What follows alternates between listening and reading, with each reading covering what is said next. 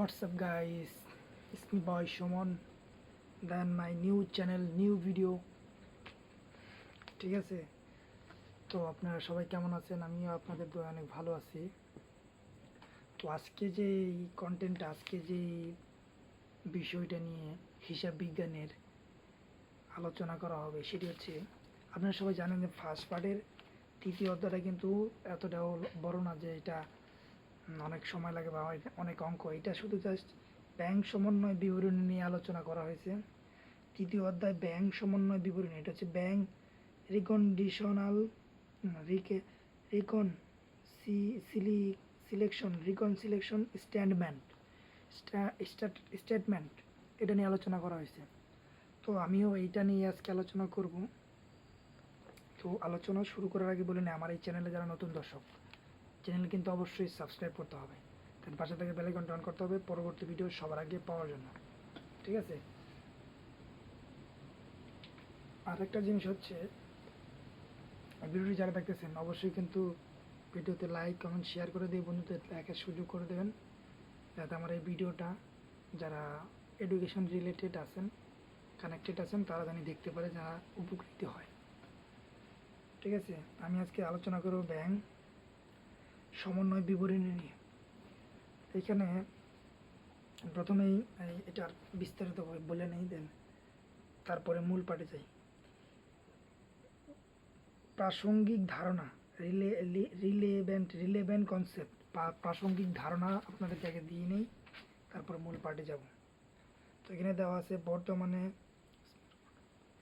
বর্তমান ব্যবসায়িক যুগে ব্যাংক হিসাব রাখা ছাড়া ব্যবসায় বাণিজ্য প্রায় অসম্ভব হয়ে দাঁড়িয়েছে। এখানে বলছে এই ব্যাংক হিসাব রাখার জন্য হিসাব বিজ্ঞানের গুরুত্বপূর্ণ সবচেয়ে বেশি, এখন ধীরে ধীরে আস্তে আস্তে বাড়তেছে এটার। তো আমানতকারী তার ব্যাংক সংক্রান্ত লেনদেনগুলো নগদান বইতে লিপিবদ্ধ করে রাখে। আবার ব্যাংক আমানতকারীর সাথে লেনদেনগুলো ব্যাংকের পাস বইতে বা ব্যাংক বিবরণীতে লিপিবদ্ধ করে রাখে। কোনো একটি নির্দিষ্ট তারিখে নগদান বই অনুযায়ী ব্যাংক জমার উৎপত এবং পাস বই বা ব্যাংক বিবরণী অনুযায়ী ব্যাংক জমার উত্তর সমান হওয়ার কথা, কিন্তু বাস্তবে তা নাও হতে পারে। ধীরে ধীরে যেভাবে ব্যবসা বাণিজ্যের দিকে মানুষ ঝুঁকতেছে, বা এটার যে সিকিউরিটি, এটা কি খুবই নর্মাল। যেমন প্রাপ্য চেক ব্যাংকে জমা দিলে সঙ্গে সঙ্গে নগদান বইতে লিপিবদ্ধ করা হয়, কিন্তু চেকের টাকা জমার উদ্ভব এবং পাস বই বা ব্যাংক বিবরণী অনুযায়ী ব্যাংক উত্তর গরমিল হয়। মানে এটা যখন চেক বই যখন ভাঙানোর পর এটা কাগজপাতিতে গরমিল বাইজে যায়।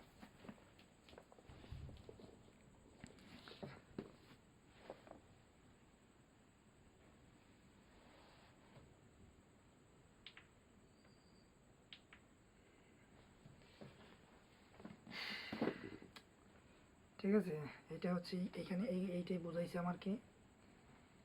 তো এটার গুরুত্বপূর্ণ শব্দসমূহ: নগদান বই, ব্যাংক বিবরণী, জমাকৃত চেক, ইস্যুকৃত চেক, ব্যাংক সুদ, ব্যাংক চার্জ, ডেবিট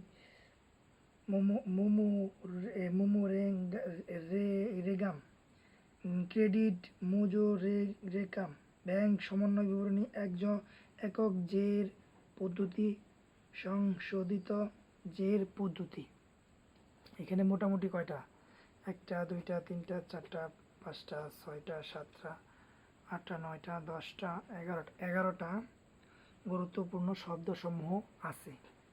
তো পাঠ পরিকল্পনা, এখানে পাঠ পরিকল্পনা না বললেই হয়। ব্যাংক সমন্বয়, প্রথম পাঠ আছে কিন্তু ব্যাংক সমন্বয় বিবরণী ধারণা, যদি concept of bank reconciliation statement, bank সংক্রান্ত লেনদেনগুলো আমানতকারী তার নগদান বইয়ে সংরক্ষণ করে রাখে এবং ব্যাংক ওই একই লেনদেন ব্যাংক বিবরণীতে বা পাস বইয়ে সংরক্ষণ করে রাখে। এটা এটা কিন্তু আপনি যখন টাকা উঠাইলেন এটার কিন্তু আপনার কাছে একটা হিসাব আছে, তো ব্যাংকেরও তো একটা হিসাব লাগে। তো ওরা কী করে, ওরা একটা আপনার নামে একটা হিসাব বই খুলে ওই হিসাব বইয়ে আপনার যত হিসাব নিকাশ, আপনি লেনদেনের যত হিসাব নিকাশ আপনার সবগুলো ওইখানে ওরা জমা করে বা জমা করে রাখে।